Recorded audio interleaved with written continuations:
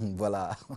Ah, on était dans l'univers des beignets, des womis. Ah, ça nous parle tous les deux. Oui, les momies, c'est pas mal ça. Oui, moi c'est que de souvenirs, hein, que Oui, de souvenez, oui, réminiscences. souvenez. Et, Ça vous rappelle les périodes de culottes kaki, oui, oui, les oui. périodes de primaire, Mais, l'environnement autour. Mais je veux dire que ces petits, ce qu'ils appellent l'emploi des jeunes, ces petits métiers, oui, sont des emplois qui sont lucratifs. Ce sont des braves dames qui très tôt le matin sont au bord des routes et préparent pour des gens de classe moyenne qui arrivent difficilement à joindre le debout, mais qui travaillent et qui se nourrissent de cela. Ce sont des personnes braves à saluer, avec beaucoup d'honneur, car cette brave dame que vous voyez qui font cela, ont réussi à élever des enfants qui sont devenus aujourd'hui des hommes d'État et des hommes importants. mais Et bien donc, sûr, bien comme on sûr. le dit, sans complexe, comme Assalfo le disait, nous avons grandi à Noumambo et nous finissons à Cocody. C'est une image pour dire que... Non, non, c'est Moi, j'ai, une façon de féliciter ces braves dames qui font de la loco, du momi, de ces galettes et que la plupart des jeunes Ivoiriens raffolent. bien sûr. On ne va pas dire, parce que nous sommes à la télé, que ça fait sale, non. Mais non, mais non. Nous avons tous mangé cela. Alors, Et donc, on peut ouvrir, Serge. on a bien mangé ces galettes et c'est la loco au bord de la route. C'est vrai qu'aujourd'hui, on parle d'environnement, on parle de salubrité, mais ces braves dames doivent exister car elles ont énormément nourri des Ivoiriens pendant longtemps et elles continuent de le faire avec beaucoup de bravoure et ce sont des dames à féliciter. D'accord. Moi, j'ai préparé du momi. Moi, hein, j'ai fait ça. J'ai appris à le faire avec mon frère Vier qui vit avec sa femme et enfants aujourd'hui en Europe. Oui.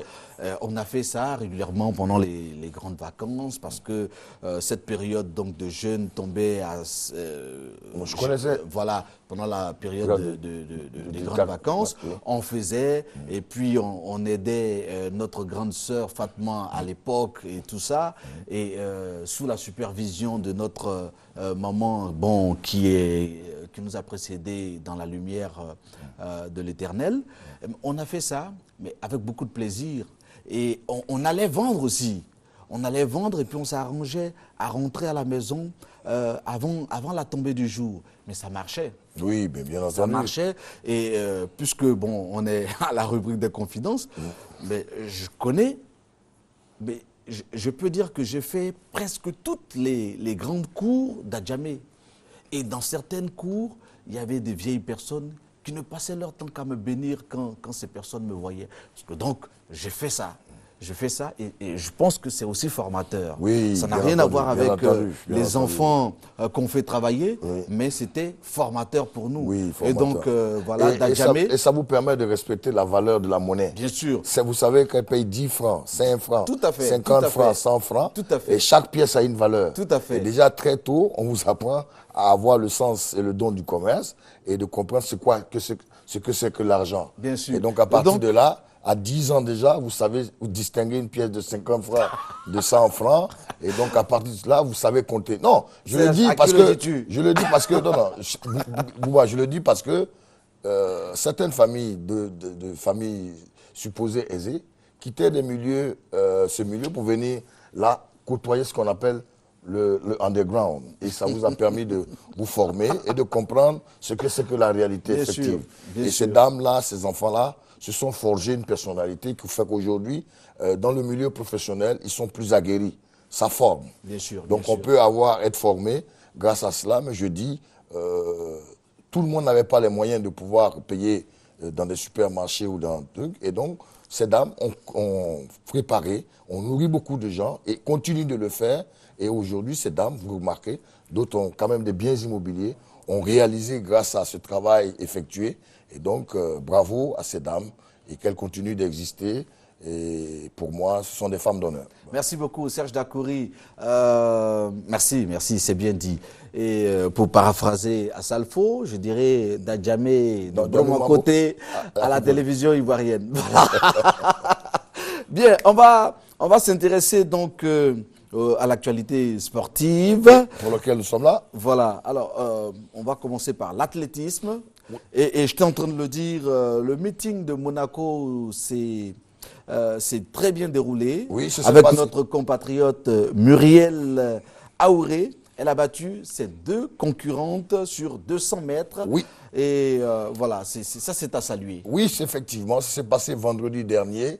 Muriel Aouré est de 6, car n'oublions pas de rappeler que Muriel Aouré permet à la Côte d'Ivoire d'avoir son drapeau qui vole haut dans tous les grands meetings européens. Bien sûr. Elle a fait cela à Rome, elle a fait à Madrid, elle a fait à Sotteville, elle a fait aussi à Birmingham et aussi à Düsseldorf en Allemagne. Et cette fois-ci, c'était sur le rocher monégasque, vendredi dernier. Muriel Aouré a pulvérisé le record des 200 mètres en réalisant une performance de 22 secondes 24 centièmes devant et bat ainsi l'américaine Tiffany Townsend 22-26 et la jamaïcaine Shelly Ann Fraser 22-28. C'est le lieu de rappeler que Muriel Aouré montre une fois de plus qu'en représentant la Côte d'Ivoire à ces grands meetings de la Ligue de Diamond en athlétisme, elle permet à la Côte d'Ivoire de côtoyer les grandes nations et pourquoi pas de les battre. Cette fois-ci, elle a mis l'Amérique derrière et la Jamaïque qui est supposée être la meilleure nation en athlétisme. Bravo à Muriel Aouré qui réalise encore une 6e fois une meilleure performance en Europe. Voilà. Alors, il faut dire qu'à Monaco, c'est la Ligue de diamant de Monaco. Voilà, la Ligue de diamant d'athlétisme à Monaco, où elle a battu l'américaine Tiffany Townsend et Shelly Ann Fraser, la Jamaïcaine, qui est championne en titre. Mais en même temps, Muriel Aouré, elle bat son propre record. Oui, son propre record était de 22-46 et cette fois-ci, elle arrive à 22-24. C'est une sacrée performance, un record qu'elle bat. C'était vendredi. C'était vendredi. Alors les images que nous propose Cissé Insa, c'est pas Monaco. Oui, c'est pas Monaco. Ça, c'est donc la bande-annonce qui championnat du monde. prépare chacun et chacune au championnat du monde dans quelques mondial semaines, dans qui 3 aura lieu semaines. En Russie. Oui, en Russie, c'est-à-dire les mondiaux de Moscou en Russie que toute la planète olympique attend. Il y a quand même des forfaits car le Tyson Gay, le champion en 100 mètres, a annoncé qu'il sera forfait parce que contrôlé positif au dopage. Il y a aussi des Jamaïcains qui ont été contrôlés au dopage comme Azafa Powell et Sharon Simpson. Il y a pas mal de défections, mais pour l'instant, la flèche noire de 1m96, je veux parler d'Usain Bolt, reste et demeure pour l'instant incontestablement ce qu'il y a de mieux. Contrôlé à maintes reprises, même sa pommade, ses urines et tout. Pour l'instant, aucune preuve de dopage contre ce géant jamaïcain. Il est jamaïcain. Usain Bolt. Il ne fume pas. C'est important. Non, au-delà, non, parce qu'il y avait une image de la Jamaïque avec Bob Marley. Oui. Cette fois-ci, la Jamaïque nous montre qu'avec l'athlétisme, cette petite île montre à la face du monde qu'il y a des athlètes jamaïcains. Il y a aussi des rochers en Jamaïque. Des athlètes jamaïcains qui font plaisir au pays. Ouais. Un Jamaïcain qui ne boit pas et qui ne fume pas, et qui pratique le sport, mais il sera vite premier. Non. Il sera vite c'est premier. la performance. Je pense que mais bien sûr, c'est ce que je dis. Généralement, les athlètes de 100 mètres et 200 mètres ne sont pas grands. Et lui, c'est un phénomène à part. Il a un physique de basketteur. Il a des allonges, 1m96, et il réalise des performances incroyables.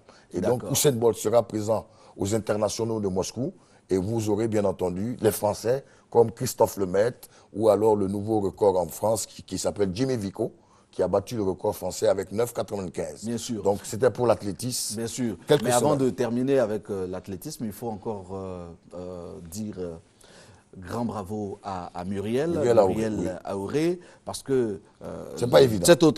Cette autre dame, cette autre athlète que Muriel a battue, cette Jamaïcaine qui est Ann Fraser Price, elle est la détentrice du record. Voilà, la meilleure performance mondiale, n'est-ce pas? Elle est double championne olympique du 100 mètres. Oui, ça fait 2 fois que Muriel Aouré a l'occasion de la battre cette année à 2 meetings. La dernière fois, c'était au meeting de Sotteville. Et cette fois-ci, c'est à ce meeting à Monaco. Donc, pour une Ivoirienne qui part de ce pays et qui étudie aux États-Unis et qui a l'appui des autorités ivoiriennes, en particulier le chef de l'État qu'elle a remercié la dernière fois quand elle était à Abidjan, pour remercier les autorités ivoiriennes, en particulier le chef de l'État. Elle fait plaisir à voir, car elle ne fait pas de figuration à tous les grands meetings européens. Elle est présente, soit elle est deuxième ou première, face à de grosses nations. C'est une sacrée performance pour un petit pays comme la Côte d'Ivoire. Bravo Muriel, et toute la Côte d'Ivoire te soutient. Ouais. Voilà, merci. On est derrière toi. Par contre, le taekwondo, ça va pas, hein? Ben, nous, récent champion du monde francophone à Ho Chi Minh, au Vietnam, à l'occasion de la Coupe du monde francophone de taekwondo, nous étions contents de les accueillir à Abidjan avec le président Bombachek Daniel. Ils sont cette fois-ci à Puebla, au Mexique, pour la Coupe du monde senior par équipe. Ce sont les taekwondo ivoiriens. Pour l'instant, les nouvelles qui nous parviennent de Puebla ne sont pas bonnes. Pour la simple et bonne raison que l'entrée en lice du premier ivoirien, Wassiu Taïdjou, elle a été battue par le champion du Liban dans la catégorie des moins de 58 kilos. Il a été battu par Karam Hadi. La deuxième personne intervenue au taekwondo, ça a été Kassi Anissé. Kassi Anissé a été aussi battu par un champion de la Turquie. La troisième, c'était Kagbe Anissé et Cynthia Kagbe. Elle a battu une Colombienne au premier tour. Malheureusement, au deuxième tour, elle est tombée devant une championne croate. Alors, pour l'instant, pour tous les athlètes ivoiriens qui sont entrés en lice, nous n'avons pas encore eu de médaille. C'est un phénomène quelque peu nouveau, mais non, mais les espoirs de médaille demeurent, car les ténors ne sont pas encore bien entrés en lice. Je veux parler de Zoku Firmin, des frères Bané, Hamza et Abdoulaye, de Diomandé Banassa et aussi de Gbagui Rut. Ces noms-là nous ont habitués à venir avec des médailles et pour l'instant, comme on n'a pas encore vu ces ténors entrer en lice, nous espérons que le bonheur d'avoir des médailles viendront de ces athlètes précités-là. Zoku Firmin, les frères Bané Abdoulaye et Enza, ainsi que Diomandé Banassa, tous les espoirs et Gbagui Rut reposent sur vous pour nous ramener une médaille. Car ils nous ont tellement habitués à de très belles performances que ce c'est un crime de lèse-majesté que cette fédération où son président fait du beau boulot ne nous ramène pas des trophées. Alors on croise les doigts pour l'équipe de taekwondo ivoirienne qui est en ce moment à Puebla au Mexique pour nous ramener sûrement des lauriers, car pour l'instant, les 4 qui sont rentrés en lice sont sortis avec un couac monumental. D'accord. Comme ça. Comme ça. On va parler de l'afro-basket. Oui, la Côte d'Ivoire sera la capitale mondiale du basket, la capitale africaine du basket à partir du mois d'août. Entre le 20 et le 30 août, pendant 10 jours, 16 pays vont compétir en Côte d'Ivoire pour cette balle au panier. Ainsi, que de menaces, que de choses par FIBA Afrique, la Côte d'Ivoire a tout fait pour remplir ses obligations. Allez voir le palais des sports de Treichville-le-Hall. C'est un décor complètement nouveau, avec bien entendu des ascenseurs, une capacité de réception en salle VIP de 250 places, sans compter l'éclairage qui a été augmenté. Ainsi donc, le palais des sports est flambant neuf. Les autorités gouvernementales ont mis le paquet pour que la Côte d'Ivoire soit présente à ce grand rendez-vous du basket. Maintenant, la sélection elle-même sort d'une grosse préparation. Ils étaient en Espagne. Ils étaient aussi à un tournoi en Tunisie.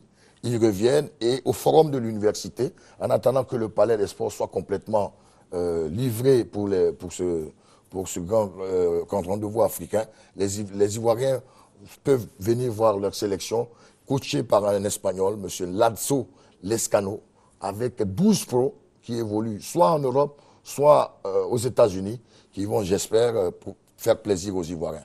Il faut noter que le ministre des Sports les a reçus en payant les arriérés de primes de 2009 et 2011. C'était un problème, ça? Oui, en fait, il y a eu les arriérés de primes de 2009 et de 2011.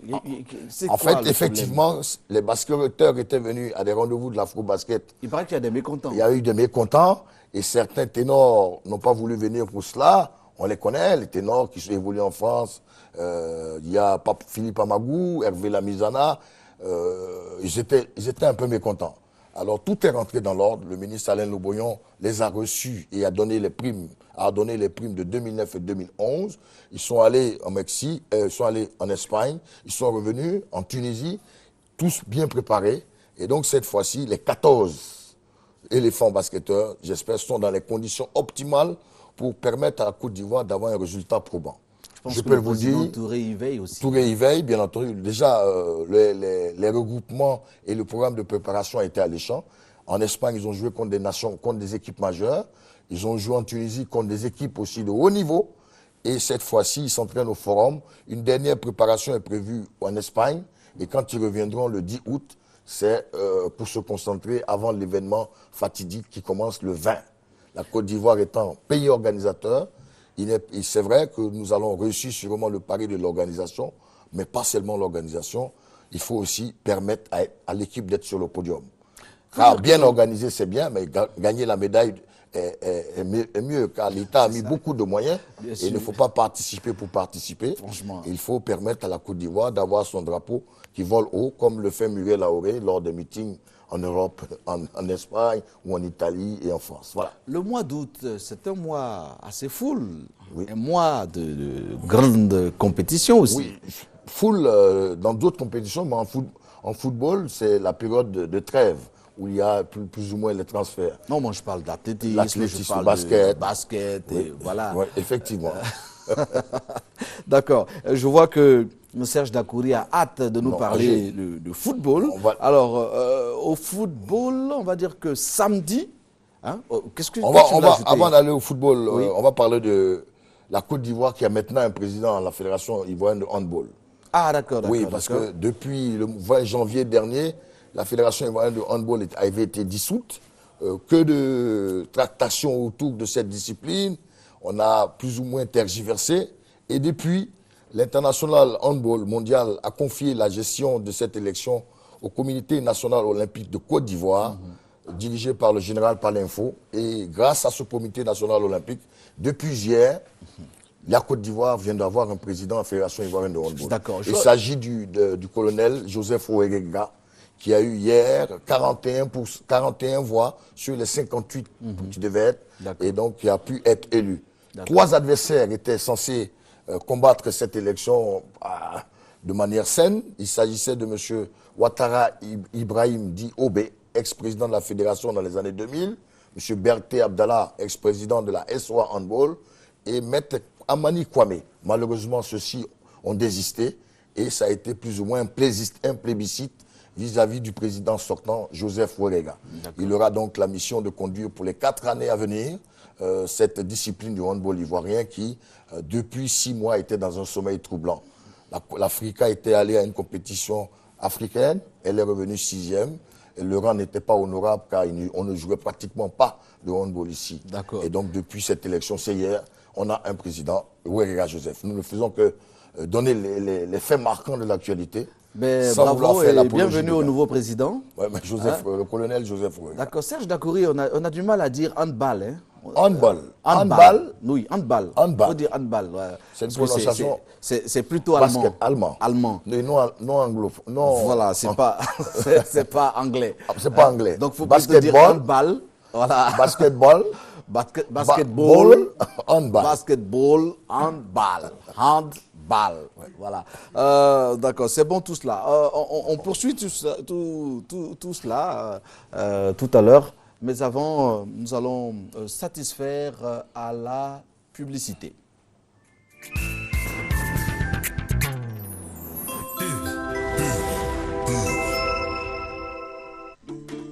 Avec la 3.75 G de Move, expérimentez le très haut débit Internet comme vous le souhaitez. Tapez gratuitement étoile 303 dièse à partir de votre mobile Move pour paramétrer votre compte. Choisissez votre forfait pour la journée, la semaine ou le mois.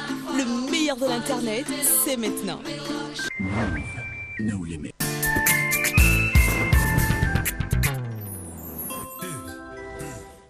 D'accord. Alors, on est là, on parle sport et c'est parfait. On va maintenant pouvoir partir au football. Oui, football qu'on constate toujours en dernière partie, car c'est cette discipline qui déchaîne énormément de passion ici. Football avec, en local, le championnat de Côte d'Ivoire étant terminé. Samedi, c'était la première manche de la demi-finale, la Coupe nationale 2013. Opposition entre les Mognons d'Adjamé, le Stella Club, face au Sporting Club de Gagnoa, au Stade Champrou. Match gratuit avec un petit public sympathique.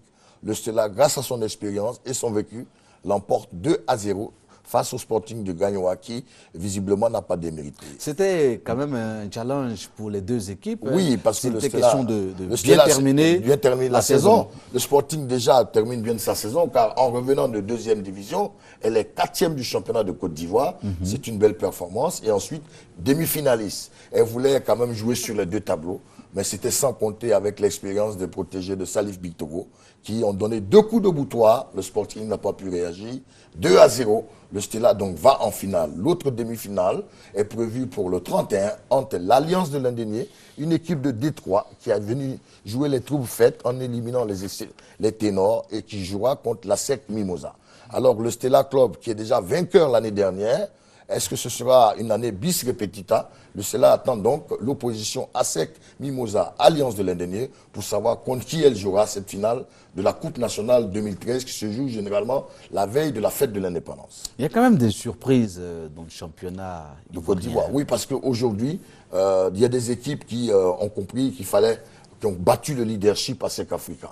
C'est le cas de San Pedro avec son inamovible président Eugène Diomandé, qui a battu une équipe qui, depuis 2 ou 3 ans, montre une fois de plus qu'elle est la plus régulière, la plus constante, avec le meilleur buteur de ces 3 dernières années de championnat, qui vient de San Pedro, Zougoula Kevin. Malheureusement, pour lui, aucun club UP, soit en Afrique ou en international, n'a encore recruté ce buteur.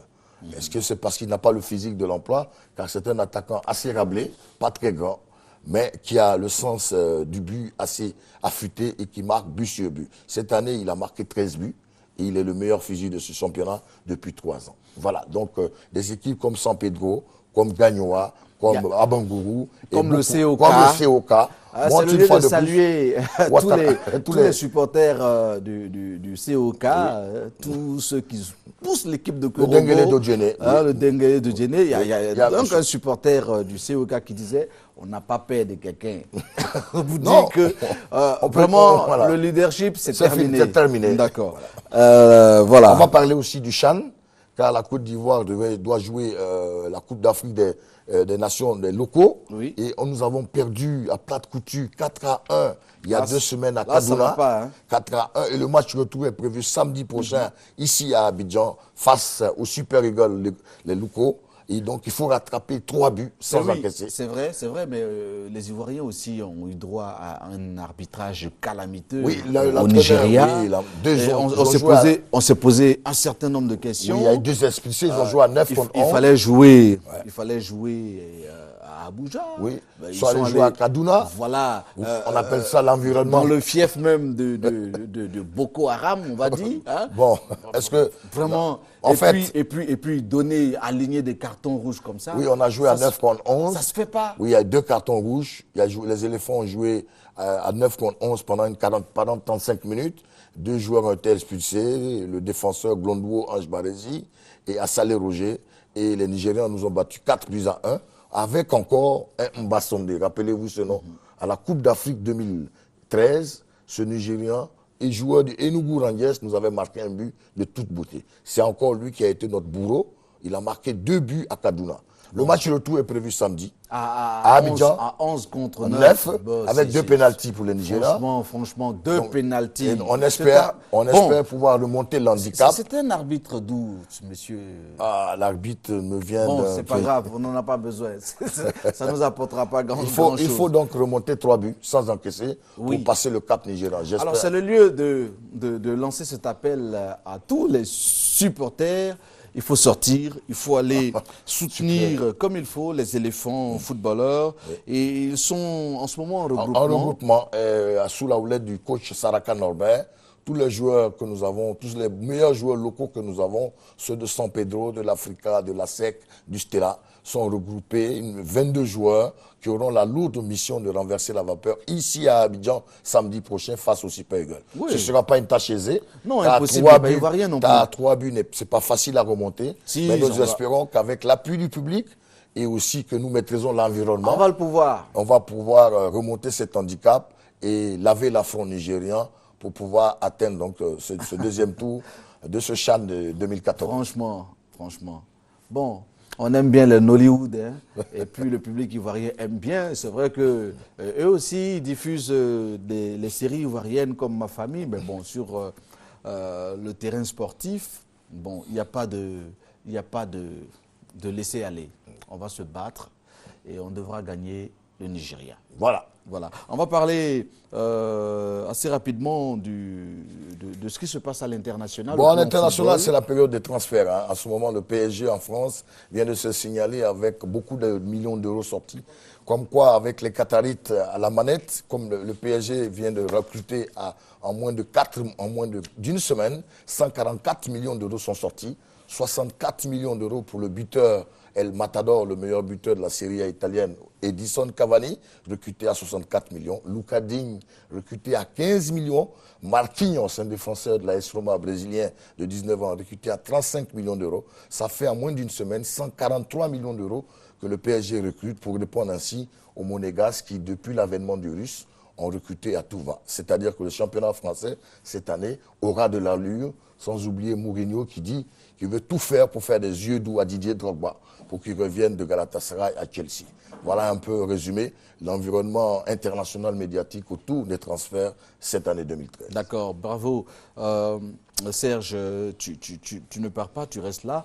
Le temps pour nous de recevoir Yves Aymar. Yves Aymar qui est un des membres de l'équipe de production du Clash musical. On en a parlé sur ce plateau. Il est dans la couleur, voilà, rouge et noir. Il est en rouge et noir. Il est en noir et puis un foulard.